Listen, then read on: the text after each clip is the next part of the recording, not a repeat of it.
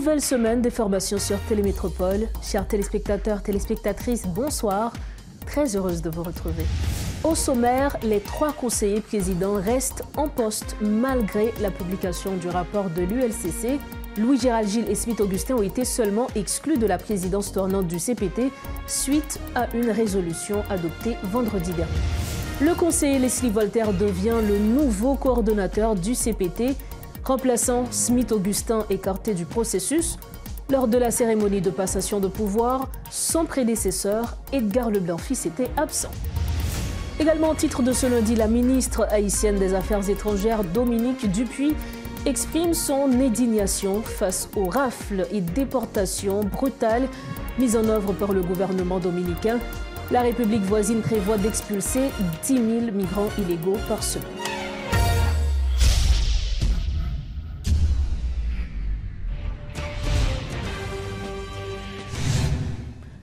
Malgré la publication du rapport de l'ULCC, qui exige la mise en mouvement de l'action publique contre les conseillers impliqués dans un scandale de corruption, Louis-Gérald Gilles, Emmanuel Vertiller et Smith-Augustin restent en poste. Cependant, une résolution a été adoptée vendredi visant à modifier le décret concernant la présidence tournante au sein du Conseil présidentiel de transition. Seul Edgar Leblanc-Fils, représentant du collectif du 30 janvier, a refusé de signer cette résolution. En vertu de la résolution, Leslie Voltaire devient son successeur à la tête du CPT, puis Fritz Alphonse-Jean et Laurent Saint-Cyr seront à la tête de la présidence pour environ 5 mois chacun. Cette résolution modifiant le décret du 23 mai 2024, régissant l'organisation et le fonctionnement du CPT, a été publiée dans le journal officiel Le Moniteur. Comme mentionné précédemment, le conseiller Leslie Voltaire a officiellement succédé à Edgar Leblanc-Fils le 7 octobre, à la place du conseiller Smith-Augustin, impliqué dans un scandale de corruption pour lequel un rapport de l'ULCC recommande des poursuites judiciaires. Bien que plusieurs membres du gouvernement aient été présents à la cérémonie, le Premier ministre et la ministre des Affaires étrangères étaient absents en raison de leur voyage aux Émirats arabes unis et au Kenya pour des discussions sur la sécurité. Néanmoins, des représentants du corps diplomatique ont assisté à l'événement. Edgar Leblanc-Fils n'a pas participé à cette cérémonie en raison des désaccords internes résultant du scandale de corruption impliquant 3 conseillers présidents. Lors de son discours, Leslie Voltaire a évoqué la lutte contre l'insécurité ainsi que la mise en place des différentes entités, dont le CEP. Peuple haïtien, j'ai une force politique qui te met ensemble dans l'accord 3 avril 2024 là. Je dis à moi prendre responsabilité de diriger le Conseil présidentiel de transition pour arriver jusqu'à 7 mars 2025. Je nous te kawé, bagay la pas facile. Nous remettons en place un exécutif de tête. Nous créons un comité pilotage qui travaille sous conférence nationale là avec réforme constitutionnelle là. Conseil électoral provisoire vient pour l'installer au complet dans un petit bout de temps. Commission justice, vérité et réparation en fin de mettre en place. Nous gagnons un nouveau chef de la police avec un nouveau état-major l'armée. Base force multinationale yo fini et puis commencer à recevoir troupes internationales yo. Budget l'État exercice 2024-2025 là validé. Nous commençons à mettre en place le programme rentrée scolaire avec assistance pour parents et élèves. Nous recrutons policiers et militaires par nous. Nous faisons célébrer la reprise des travaux judiciaires. Nous allons continuer à progresser. Le travail qui était en pile. Nous allons avancer dans la tête collée avec tous les collègues dans harmonie avec le Premier ministre là, avec tous les membres du gouvernement, avec toute force dans le pays. Pour nous arriver à bon résultat, le peuple a attendu depuis longtemps. Ça fait 50 ans depuis que je suis engagé dans le combat politique pays. Je toujours voulu pour Haïti vivre un pays côté tout petit capable de vivre tant que monde. Sans pas besoin de prendre humiliation de l'autre côté. L'idée n'a pas changé. Le principe n'a pas changé. L'objectif n'a pas changé. Il faut qu'il y ait un gros changement dans le pays. Mais ça n'a pas qu'à faire avec violence ni dans le goumen. C'est dans le dialogue, dans la conférence, dans le parler ensemble, la chita attendez, chita parler. Il faut que la sécurité a été priorité numéro 1 gouvernement. Je remercie tout policier, tout militaire, tout juge, tout commissaire gouvernement qui prend responsabilité dans l'État pour continuer à faire travail avec conscience, avec patriotisme, avec honnêteté pour la sécurité blaïe dans le pays. Je demande à tous journalistes, leaders religieux, professeurs, directeurs, opinions, pour continuer à faire éducation peuple. Mesdames et messieurs, nous nous mobilisons pour la réussite de la transition. Ensemble, nous irons de l'avant pour rétablir la sécurité, renforcer la police et le système pénitentiaire, créer les conditions pour la réalisation des élections, organiser la conférence nationale et le référendum sur la réforme constitutionnelle, nommer les directeurs généraux, les consuls et ambassadeurs, les dirigeants des collectivités territoriales pour renforcer et assainir les institutions de l'État, afin de créer et assurer le fonctionnement de toutes les commissions souhaitées par l'accord du 3 avril 2024, en particulier l'organe de contrôle de l'action gouvernementale, OCAG, et le Conseil national de sécurité, CNS. Je m'engage à consacrer toute mon énergie à la réussite de cette transition que nous réaliserons ensemble pour qu'Haïti retrouve son rang et sa dignité. Ensemble, nous ne pouvons pas échouer. Vive la République, vive Haïti.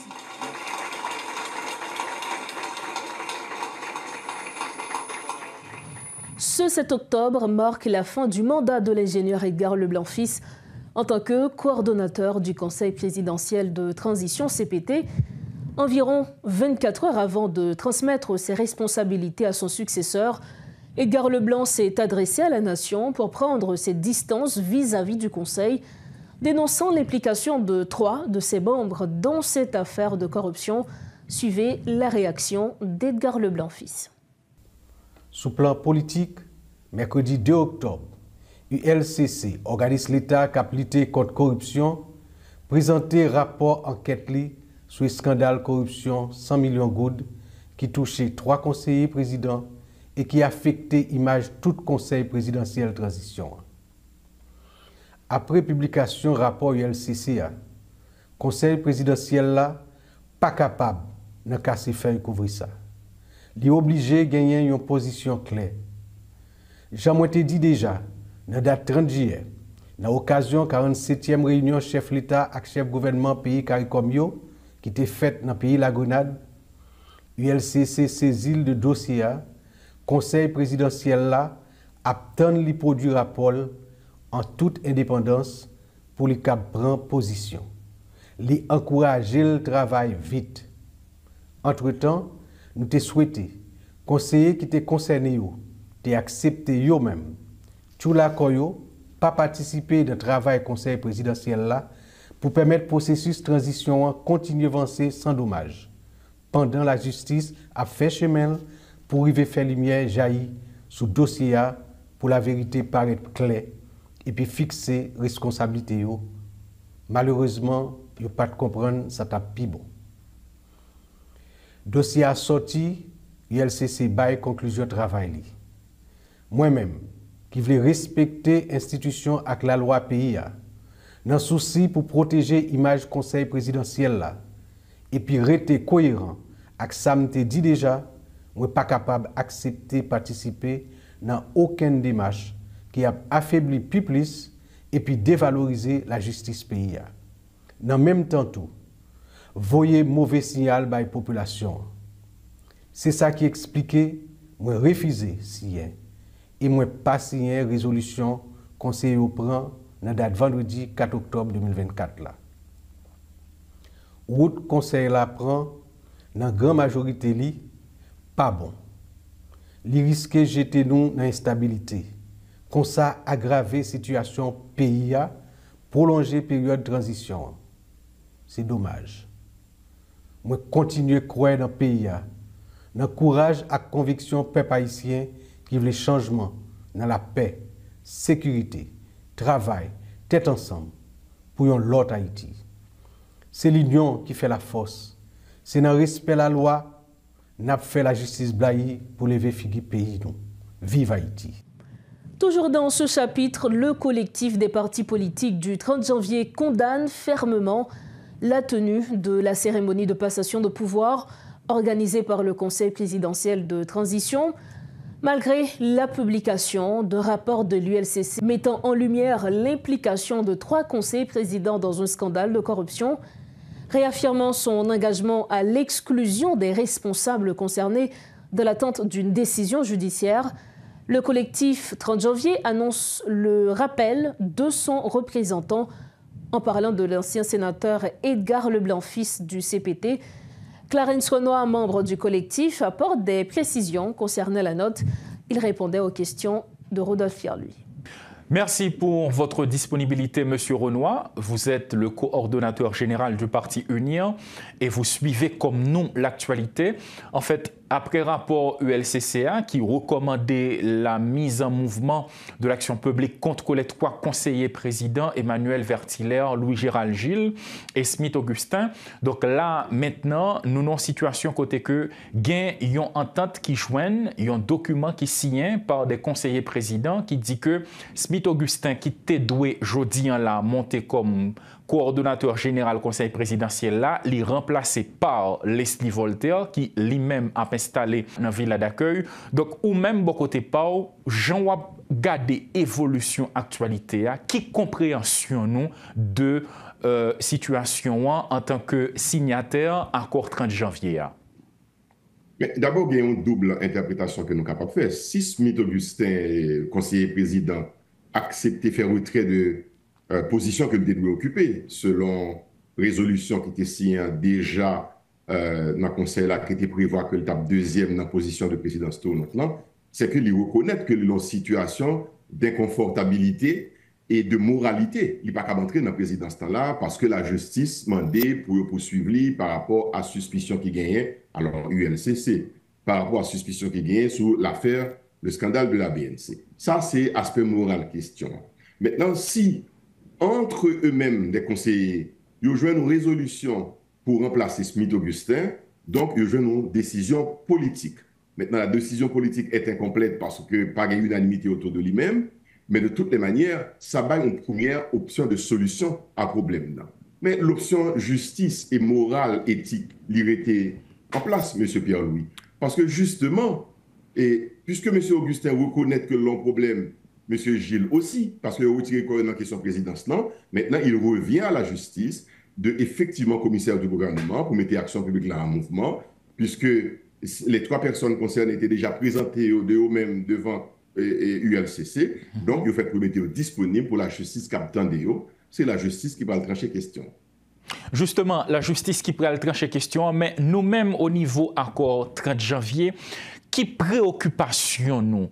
Parce que moi, t'appelez un tweet que vous faites, si moi pas trompé, ou exprimer qui ou même préoccupation que vous gagnez à travers tweet ça, là, vous regardez les gens situation là peut évoluer pendant que nous avons complications, gagner un massacre qui fait dans Pont Sondé dans l'Artibonite et gagner un pile monde qui prétend que Jean réalité a là, conseil présidentiel là, est plus préoccupé par tête li que sa population lui-même li gagne comme moi été capable de dire comme préoccupation. Donc nous-mêmes comment nous vivons situation ça?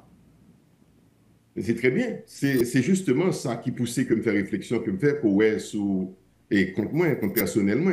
C'est-à-dire que une grosse déception, c'est une déception de la part de moun qui t'est pensé et qui est toujours quoi que Haïtien doit mettre tête ensemble au travail, dans la discipline, avec intégrité, etc. Et moun qui déçu de performance que moun qui arrive au niveau de responsabilité ça, pas arriver bail satisfaction à payer. C'est mon cas, c'est-à-dire, mais 7 moun qui arrivent président à la fois, ce qui est unique dans l'histoire. Vous mettez 7 moun en position de président. Côté, il ne pas faire campagne pour arriver là, il n'y a pas de parti politique qui mène là, etc. C'est un concours de circonstances politiques qui mène là. Il doit prendre dimension responsabilité, il doit occuper des affaires du pays dans l'élection. Il a quitté lui, il a introduit une distraction majeure avec la corruption, les intrigues, les scandales dans le temps, et puis passer à côté de l'histoire. Donc, nous gagnons une double crise, une crise de moralité et d'éthique, parce que c'est des gens qui ont une fonction très élevée, côté où ils faire élection, et qui peuvent créer un problème de confiance majeur dans le pays.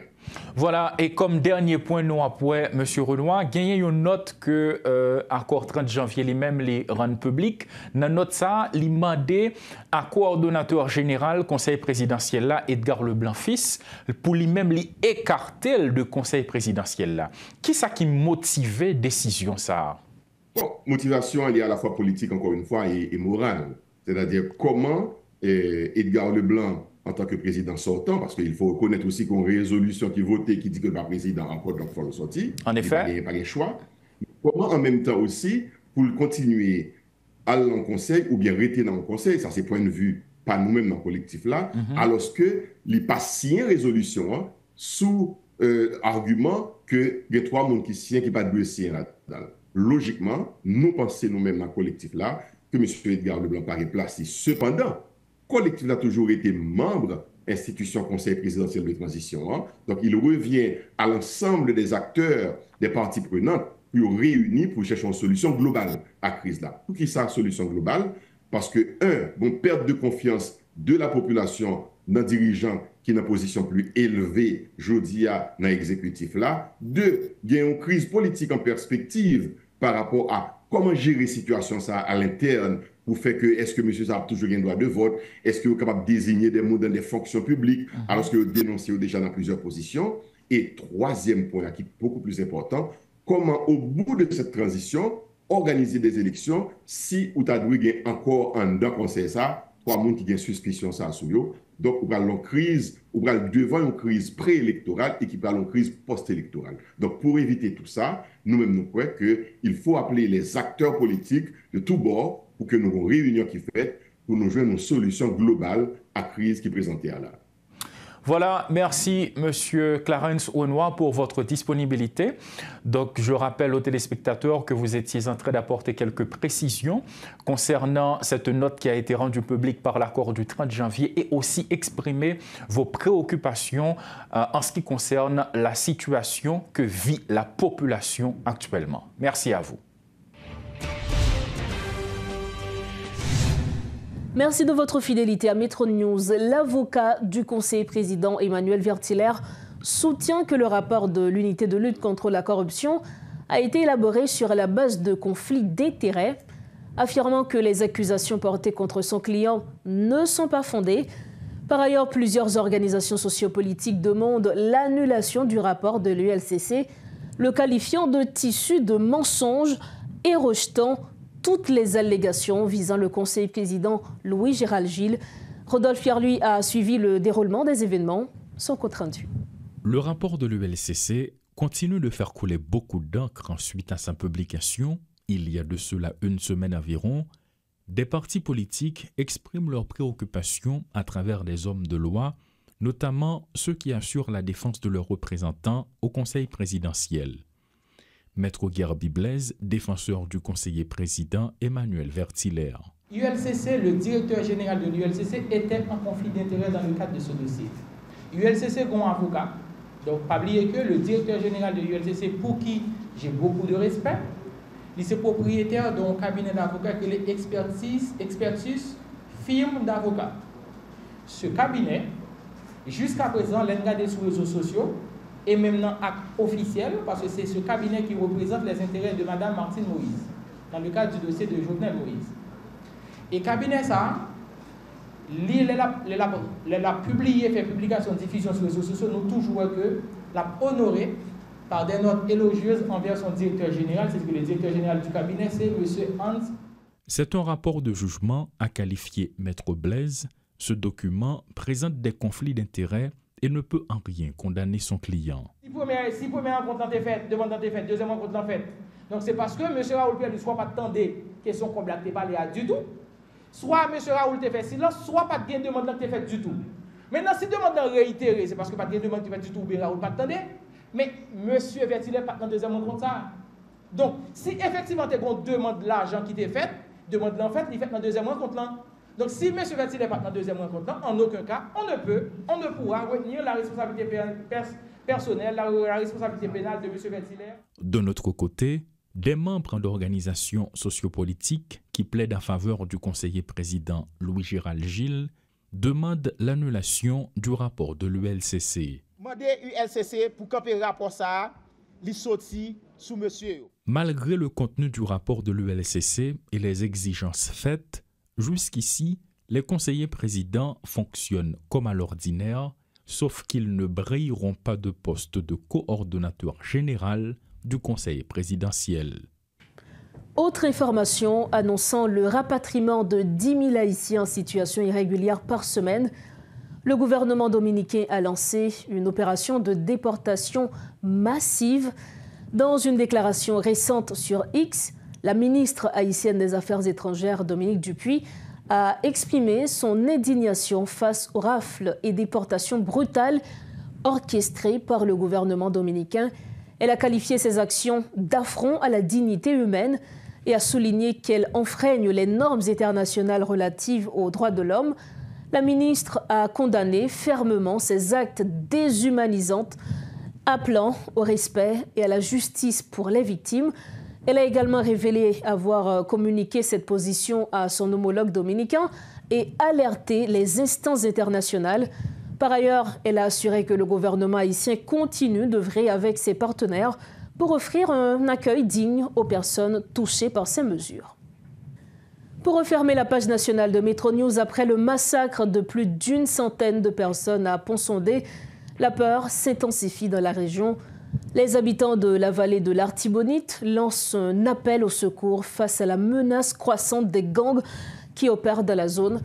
Dans l'intervalle, le gouvernement apporte son soutien aux victimes qui reçoivent des soins à l'hôpital Saint-Nicolas de Saint-Marc. Nous arrivons au terme de cette édition de Métro News. Avant de partir, le rappel des points développés ce soir.